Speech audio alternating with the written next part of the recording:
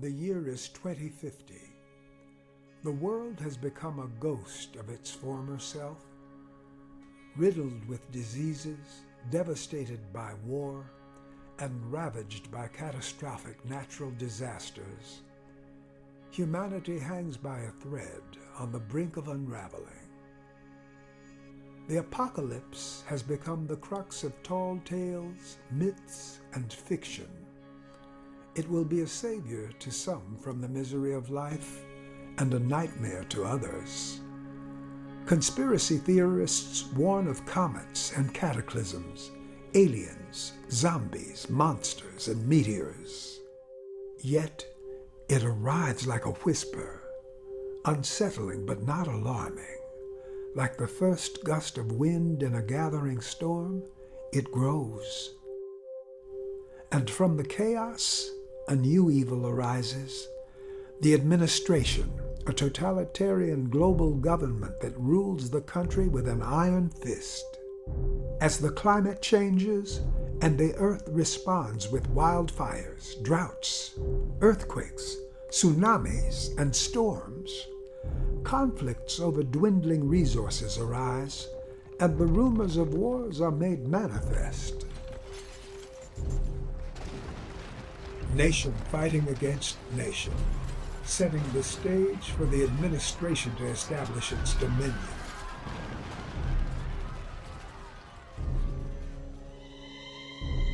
In Quadrant 4, an ethnic hub just outside of the capital city, the people live and work under an oppressive cloud of fear and despair. But hope, as it does, persists through adversity even in the darkest of times. The resistance, an underground group of dissenters, becomes the sole threat to the administration's hold. The stage is set for a battle that will determine the fate of the world. Yamaro, a second-generation West African, gives birth to her sensitive and spiritually gifted son Soku. To keep him safe from the administration's gaze, she tries to keep Soku from embracing his true nature. His grandmother Bandome, a witch trained in the traditions of her people, recognizes Soku as the child in her visions, the fulfillment of an ancient prophecy, a gatekeeper who will lead the revolution to end all revolutions. Bandome counters Yamaro by teaching Soku the ways of the ancient gatekeepers, those with one foot in this world and one in the next, maintaining the balance between them. One night, in the midst of a horrific storm, Soku's initiation begins.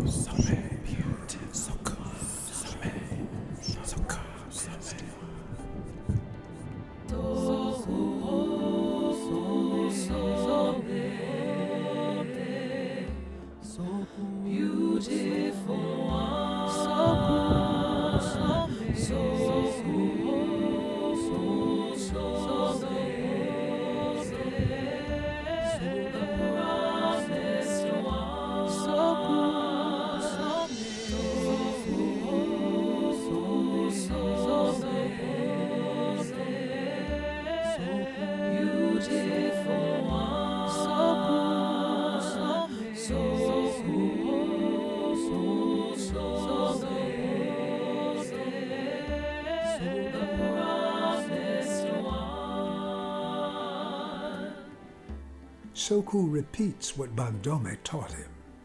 My ears are open. I'm ready to hear. I'll stay and listen. I'll have no fear. Who are you? We are time, space, memory,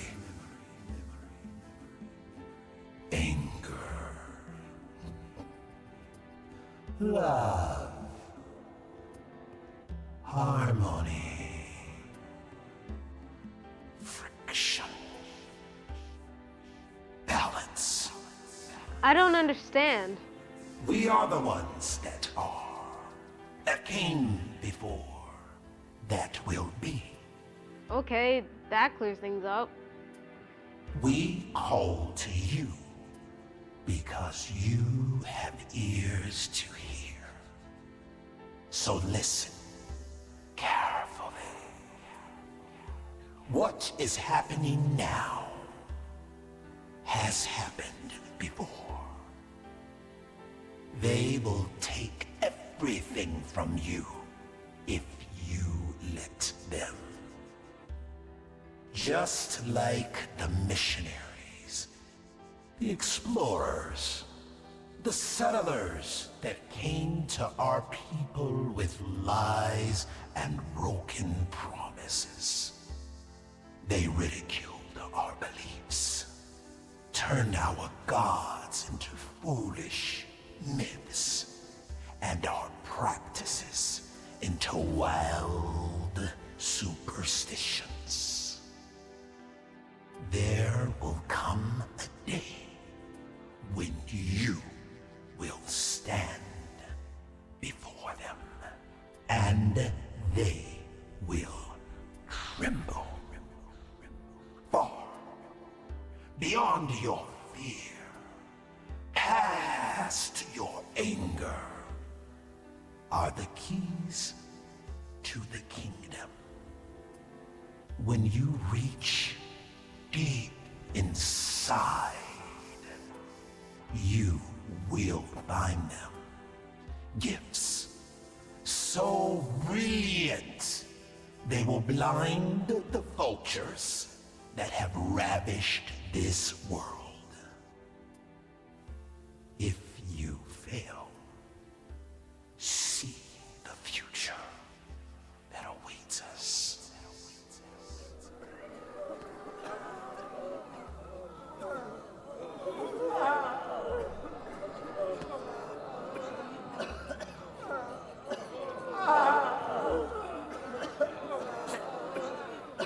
As Soku takes in what he sees, suddenly there is a banging on the door of the quarters. Yamaro and Bandome awaken and step into the main living area. Yamaro cautiously opens the door and immediately 3 agents of the administration forcefully enter.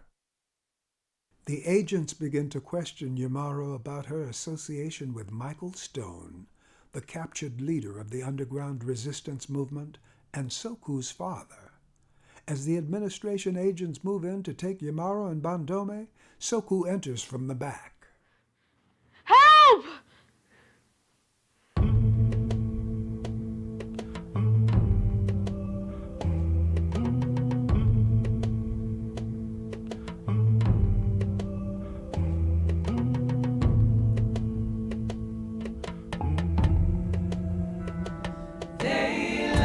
They lied to you, told you you were the finest thing ever created, that your thoughts were divine and your word law, told you you will never have anything unless you take it, that there is no such thing as thievery because everything is owed to you. There is no rape because your desire is pure, your thirst for flesh justified. There is no torture, just correction. There is no God but you. And you believe them. You soaked it up into your skin like sweat and dirt. You believe you didn't need a God because you were God. They lied to you, but the truth about a lie is that it will always die, while the truth remains an eternal flame that cannot be destroyed. Tell your leaders their reign will not last forever. When the earthen shell is broken, and the spirit is set free, and the light of truth is spoken, to release them just to be fully, truly be, fully, truly free.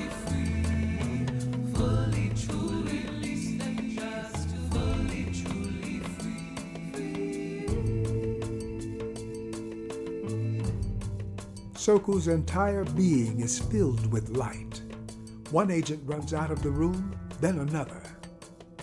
The last agent looks around the room and decides to make a run for it as well. They are gone. The door shuts itself behind them.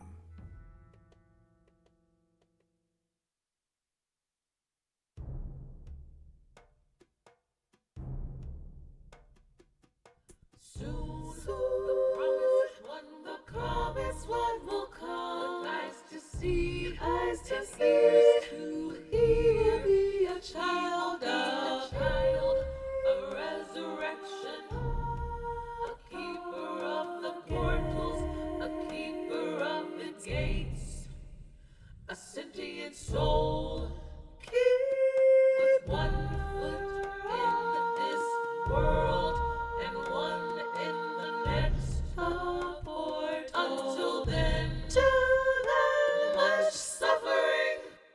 Before Bandome can teach Soku to master his gifts, the family residence faces another attack by administration agents. Soku concentrates trying to summon his newfound powers. The agents take out their guns. Come on, Soku. You can do this. Focus. Come on. Nothing happens. The administration agents move in. Bandome is shot. Yamaru is taken captive, and young Soku runs for his life through the dark streets of the capital city.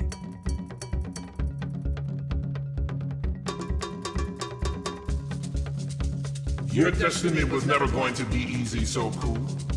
But that is the contract you made before your birth. Destiny calls us to walk into the fire, past our fear, through our pain, to our destiny. Those with a great destiny endure great pain. One day it will be clear to you why this had to be and what you must do.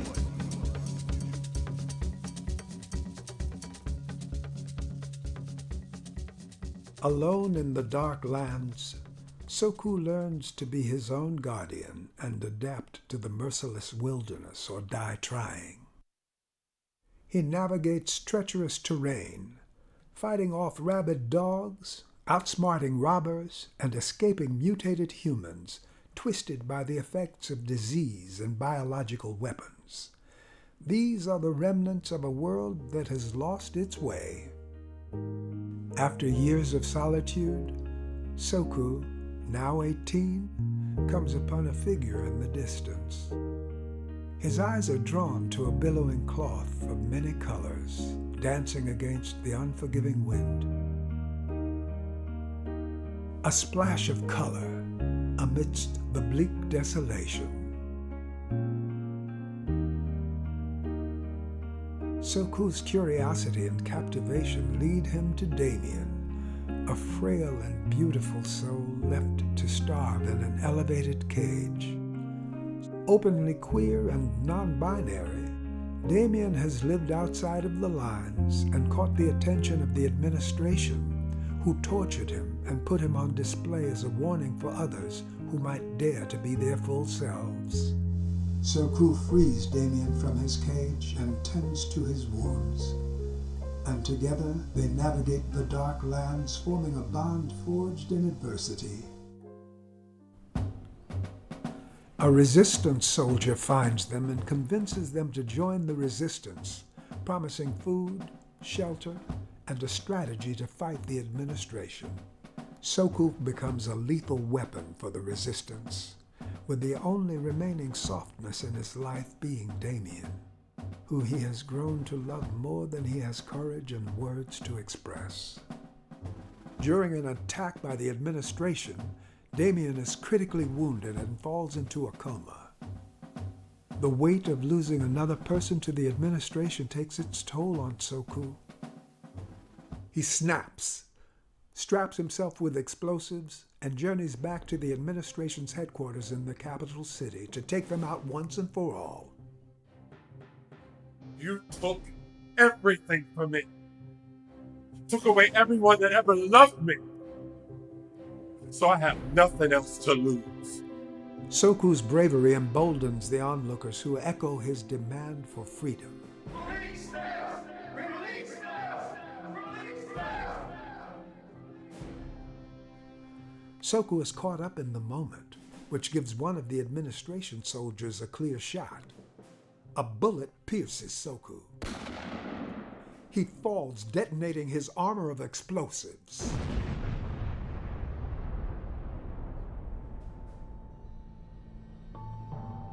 Soku's spirit is transported to the ancestor realm, where he is embraced by Bandome, who is surrounded by ancestor spirits. I told you when you were young, your gift lies in your sensitivity. But you became hard and cut off access to the gates, to the power of this realm, and most devastatingly, to your own power. You must be reborn. You forgot who you are. We are here to remind you.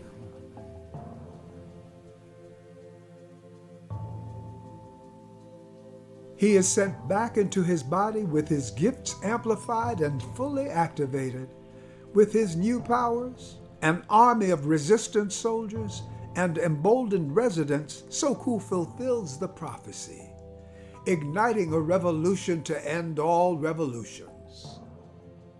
The administration is defeated. Soku rescues his mother Yamara, who has been the captive of the administration, and revives Damien. And finally, something new has filled the void left by fear, a way of being that had all but been forgotten. The people are free, and there is peace.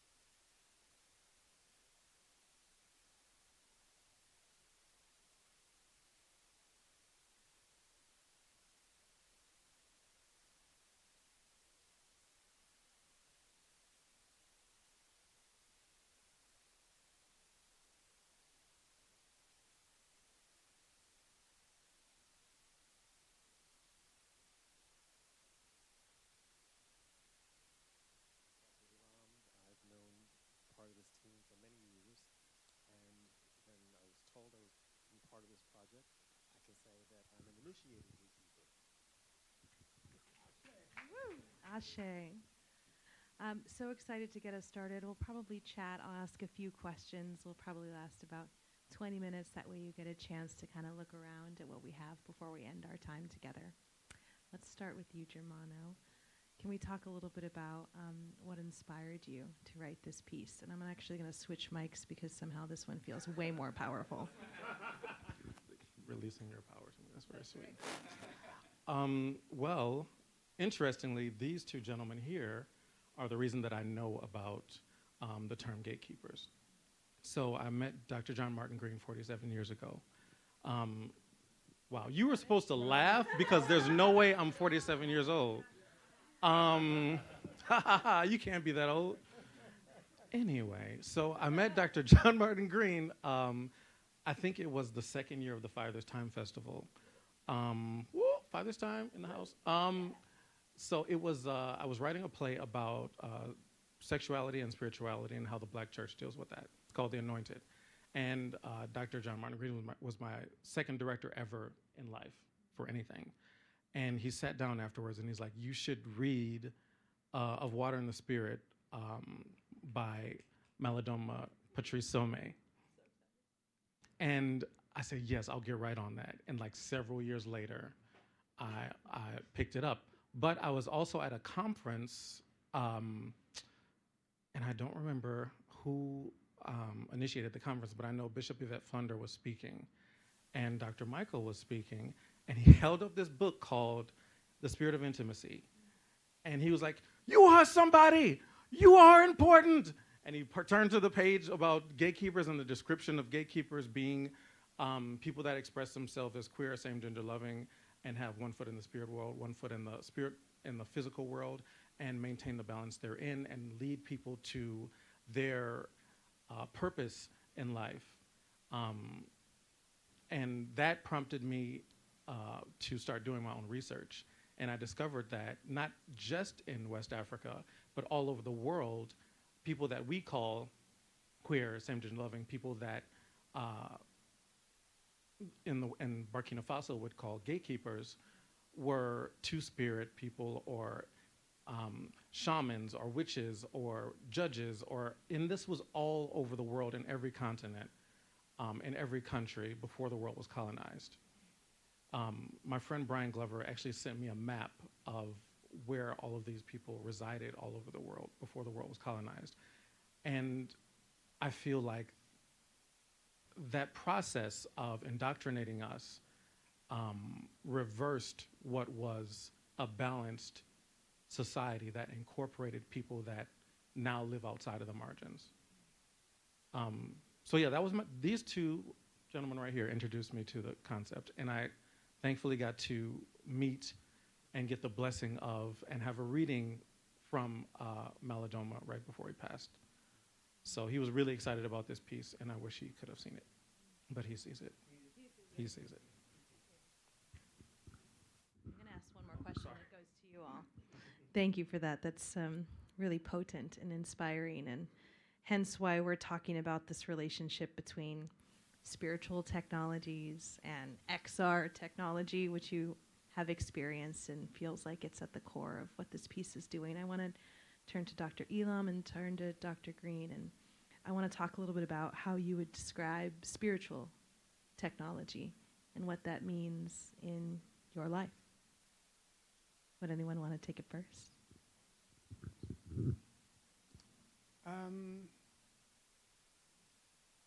For me, spiritual technology involves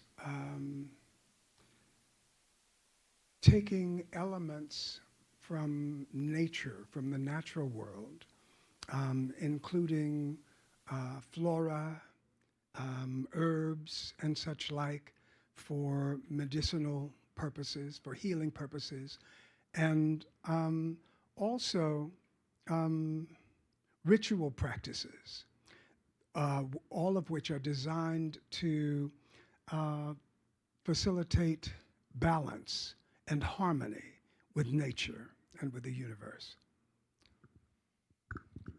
It's really operating on a different vibrational level and understanding And when you operate on that different vibrational level, it's the technology opens up and you just see. And in the parts of seeing, you part doing. And so when you're in spaces and places, you've learned to administer the medicine to people who are maybe not familiar with the medicine, but giving it in a way they understand it. And then once they get it, expose it. So it's really operating in that space and trying to bring things in from that vibration, that level, that other world that resides over here. There's so much wisdom that exists here that I want to acknowledge. And I'm a healing practitioner as well, myself, which is one of the reasons why I got most excited about what this piece could do. And I'm curious, and this is a question for all of you or some of you, I'm thinking about the impact that we hope that this story might have on audiences. We know that this piece is still in development. We know that we're learning about what this piece is, what's important about it. What's important about it to you all, and what do you hope that audiences take with them when this piece gets ultimately fulfilled in its final incarnation?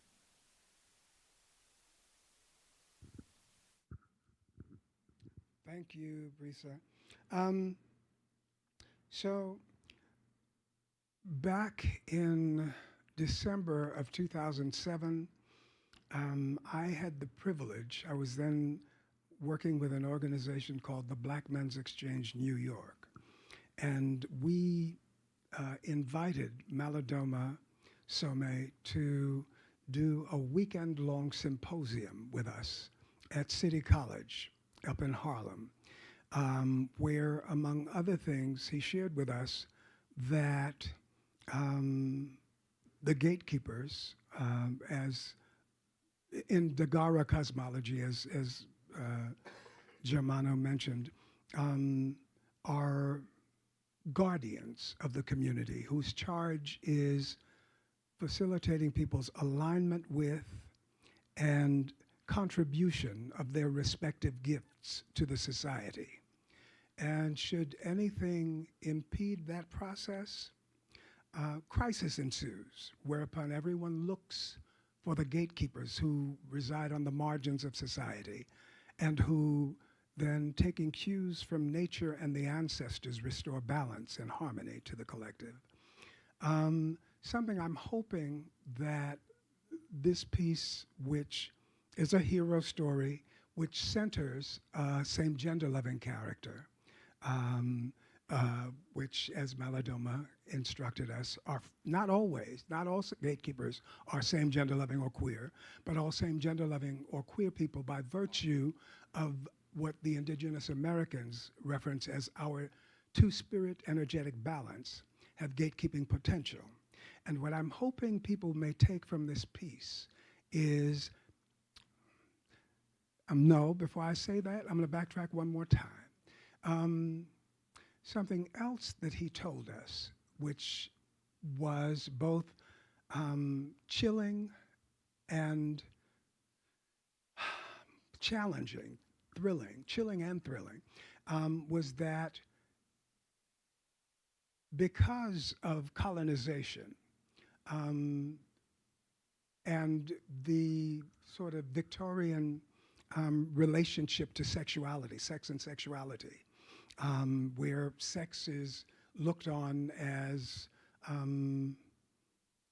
something dirty or bad or wrong, people who operate on the sexuality continuum beyond heterosexuality are deemed, are demonized and vilified, thereby same gender loving and queer people having been fired from our jobs because we're shunned all over the world where colonization has transpired. And what I'm hoping audiences will take from the piece is a recollection of the fact that, as Germano pointed out, gatekeepers, same gender-loving queer people are gifted to support. Our job is to support each other's aligning with in distributing our respective gifts and help to restore us to our original roles in society, if that makes any sense at all. It's strange that I worked with Dr. Sameh for 2.5 years, different phases, all in New York State, and he came in his travels. And after my initiation, I was like, well, where am I going to go with this technology? And the ancestor said, you're going back to church. Well, I was like, how's that going to work? But I'm engaged in a church that engages in sacred memory. And before they were able to see, they had to heal. And so the process was to get through the trauma. And my process was to walk them through the trauma at various stages and bring back the rituals. And then hide the rituals, like I would hide the talismans. I was like, oh, just a package, right? And do things like that. And then embrace the scriptures and stuff like that. After 20-some odd years, I'm called the priest. Because I'm in a community that wants to engage in sacred memory. And somebody said, we're dealing with 400 years of damage. Now we're on the road to healing. But it's taken a long time. And now that I'm here, I see the medicine, I see the technology. I'm helping other people find their medicine and their purpose. And so it was really about what he and John Martin and I talked about, is that it's important. Your technology doesn't work amongst yourselves. You have to engage in a community that engages in sacred memory, because that's the only way it's going to work. There is a sacred memory movement in the African American community that is slowly taking place, is slowly moving. And so the need for gatekeepers, the need for this people with this medicine is coming to fruition. But it's going to take time. And I had to realize that even in the community that I was in, when the colonization would pop up, I'd have to say, oh, you don't know who you are. Okay, and keep it moving. I still gotta, as one person that was part of my initiation, it was a ritual at night, and I think it was raining, but there were tea lights. And she said, I'm doing this because I'm a gatekeeper. And so I said, what is a gatekeeper? She goes, I don't know what a gatekeeper is. All I know, I have to keep these tea lights lit, because the tea lights were an important part of the ritual. So no matter what obstacle you faced, no matter what obstacle, even in the colonization, people not remembering, you still have your medicine, and you still have to keep the lights on.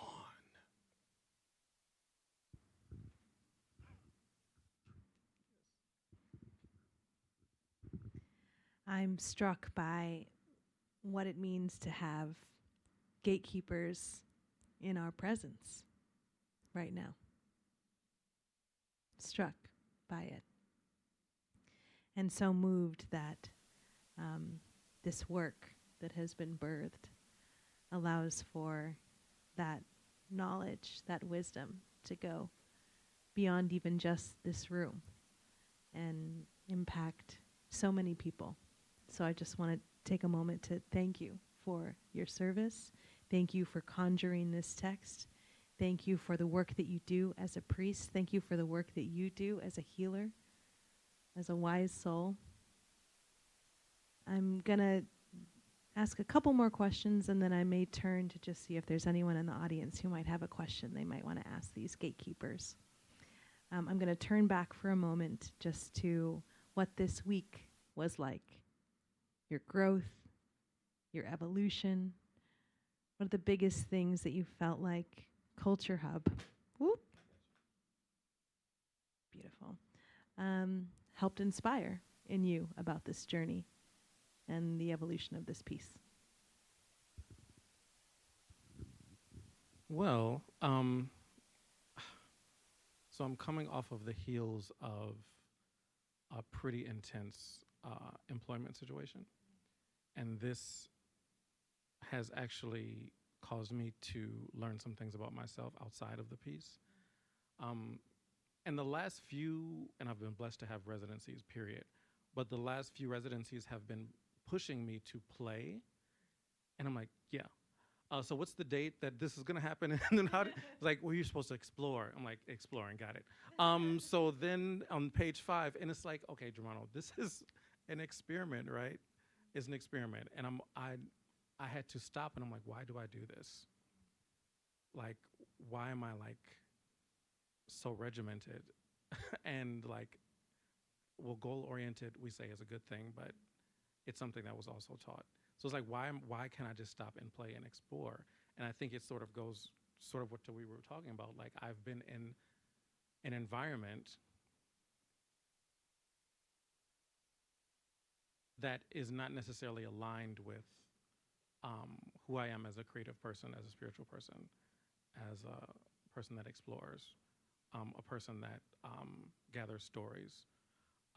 So I learned that about myself, that's something to work on. I also have been blessed with this incredible staff, and nothing I say will be able to express what I experienced here. For someone who has a story that they're like carrying and they want to see it developed, to have people that don't say no, but say we'll figure it out, and create a space for you to explore and create a space for you to see what's in your head. That's amazing. So my hat's off to CultureHub. Everyone here has been warm and patient and brilliant, and I couldn't ask for a better creative development situation. And thank you as well, because had it not been for Musical Theater Factory and you working with us, we wouldn't have anything to play with to give to CultureHub. So thank you, Risa. I second that motion. Thank you. Tremendous thanks to Risa Munoz and Brandon Powers, both of whom have been teaching us about XR technology, including depth kit capture, volumetric capture, motion capture. Thank you, Papa. Here at CultureHub, everyone is so gracious and so kind. And to Germano's lovely point, there are no no's here. There are no, we can't do that. There is, yes, let's figure this out. And so I have learned, I can tell you, to the extent that we are seeking to create an immersive theater experience in which the audience experiences the world of the play as do the characters. We are looking to use this extended reality technology to animate the spiritual realm. And something that was a lot of fun for us this week was learning how to upload all of our visual assets, the slides and things that we've collected, the images we collected, into a projection design using multiple screens towards beginning to create the world of the play and punctuate the action of the play. So we're not going to be working with illustrations. They're going to have to be real people on the stage. But that was so much fun, so exciting, and so much fun. And they are so skilled that in this tiny space of a week, we were able to mount this little structure for you guys. Also, in terms of the sound design, at which he's already, in his own right, masterful. Learning about surround sound and how that can create an immersive experience. How did you, well, you all will tell us how you found it. Tremendous fun, and deeply indebted to you, CultureHub. Thank you.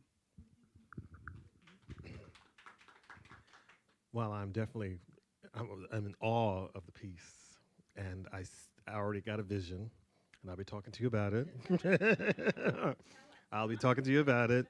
Um, yes, it's in line with the sacred memory movement, and I think communities have to recognize who's in their community, and I think we have. I mean, we have the Bayard Rustins who operate in his medicine despite opposition.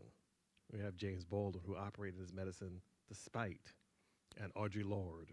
You know, they were maybe not be initiated, but they were doing the work, right? They were doing the work despite the opposition. So you're doing the work in spite of, in the midst of opposition, in the midst of creativity, in the midst of energies, in the midst of everything.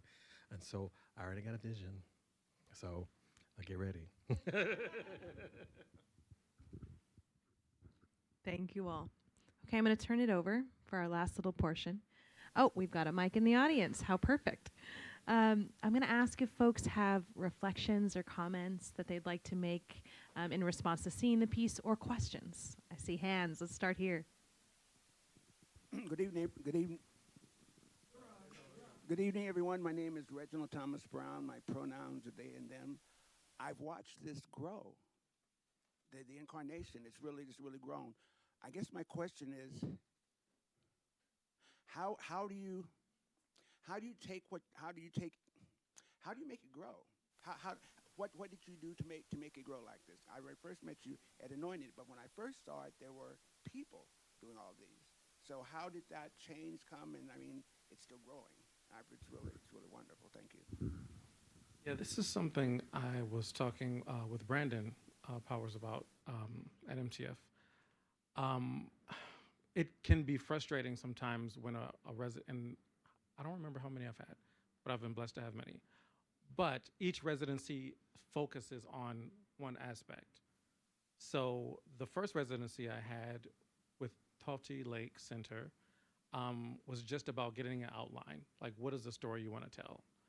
And then I believe there was a residency at the Tank that was sort of, we could do whatever we wanted, but I wanted to see as much as possible. And I probably drove everyone crazy, but I wanted to see everything on stage. So we had a band, and we had the art, and we had a chorus. And then High Arts was just getting the music cleaned and ready. And with Musical Theater Factory, we're working on the story, as well as we were able to create the avatars that you saw. And I really want to delve into the movement piece. And you were on the screen. I don't know if you saw yourself. So you were part of the movement. Thank you. Yes. Bravo. Yes, Reginald. Because there's a huge part of this that's missing that can be told with dance.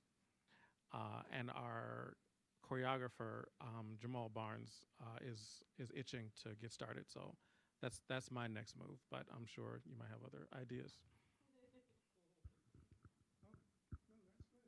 Okay. But how we make it grow is with money. No, I'm just kidding. Well, money, opportunities, just a few, like 7 or 8. Thank you. Anyone else? I saw someone else's hand here. Yeah, go on ahead. Thank you so much for introducing me for the world of Gatekeeper. It's a bit foreign to me, so I learned a lot tonight, and I really appreciate it. Thank you so much. I have a question about the sort of what came off as sort of almost like the voice of God, or the narrator, and who's telling the story of the Gatekeeper, who's the storyteller, so to speak. If you can elaborate on that. And then there was one moment in the play in which the hero or the Gatekeeper became problematic, and that is when he takes on a suicide belt and blows himself up, or they self up. And then, I guess, sent back to Earth because of that.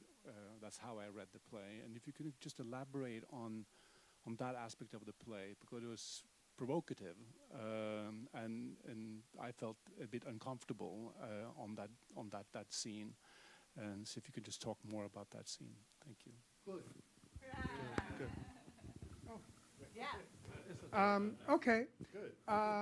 Yes, good, good, good. So the first part about the narration. Well, we're using the narration as a device here in this context because we have to tell you more than we can show you as we're here exploring with the technology. It's the technologies we're going to use as we as we move in the direction of production. But with respect to that point in the story where Soku snaps and straps himself with explosives, um, having determined to take out the administration once and for all.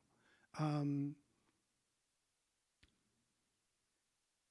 that's a moment of a gatekeeper, as Bandome tells him, his grandmother tells him once he's blown up everything, he's forgotten who he is and has become hard, which she warned him not to do. He has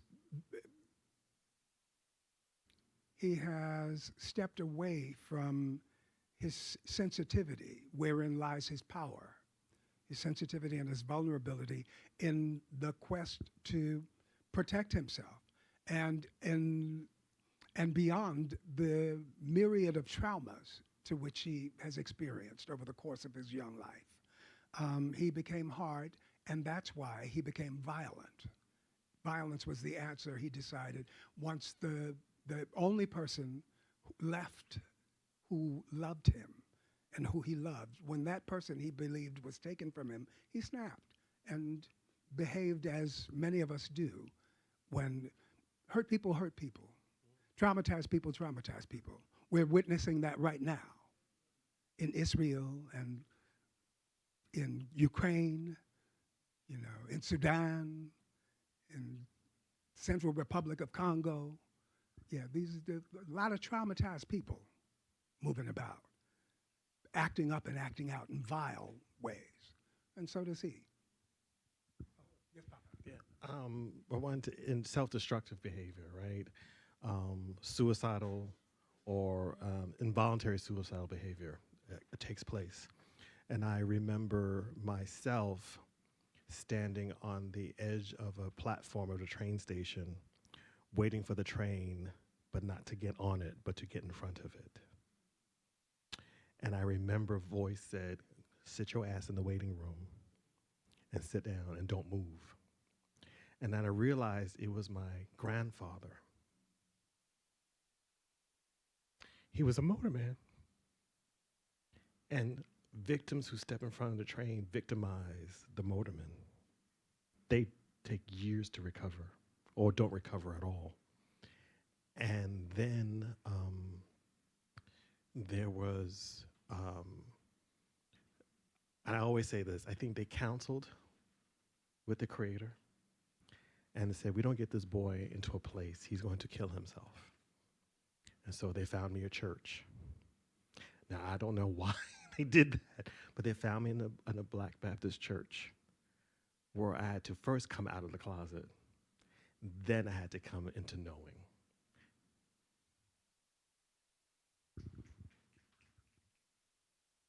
Can I tell a quick story? Now, this is prompting my own similar situation, but I was also suicidal because of my experience being closeted and in the Black church. I was ordained at 20. And I think that, Week before last. yeah, I'm only 24. But I think that the thing that saved me was, one, leaving the church and finding my own path towards the divine, but also being introduced to this concept of being a gatekeeper. And I didn't understand, sort of speaking to your question, the trauma of this character until very recently, because of course I've had my own trauma. But more recently, I lost several people just weeks from each other, my mom, my sister, my uncle, and a friend. And had I not been aligned with what I'm doing, my mind, and this is something that I struggle with, my mind would have slipped back into depression and back into why is this happening and is this even worth it and why do I keep going and is it ever going to get better? But I know why I'm here, and that saved me, and it is still saving me. One of the things that Melodoma told me in my reading, which I didn't understand, he said that you're a mineral person. And I'm like, great. I don't know what that is. But he, cowrie shell reading, and it goes to the mineral section, and he said, you're a mineral person. So my aunt is now one of the last siblings of my mom that's alive. And I was always gathering stories from my mom and trying to figure out who we were as a family by digging into our past. And my aunt she's like leaving. She's telling me she's gonna leave. And she's telling me that she sees her father in the room and she sees, my mom, and they're telling her that it's gonna be time soon. And she's telling me these stories, and I'm taping this because I'm just interested. I've always been interested, but I see the urgency in her eyes. She's like, without speaking, she's saying, you have to carry this. And then I remember, oh, you're a mineral person, because minerals hold the stories of the earth. And that's what it means to be a mineral person. And I think that alignment with who I am is what has kept me here. And if it kept me here, it is possible that someone can become in alignment with why they are here. And maybe that will give them a more fulfilling experience on this earth, because spirituality is wonderful and you can even escape into it, but its purpose is to cause you to have a fulfilling life here. And that's the purpose of spiritual technology. No better way to end than that. I want to acknowledge, thank you for being here, all three of you. It is important that you're here.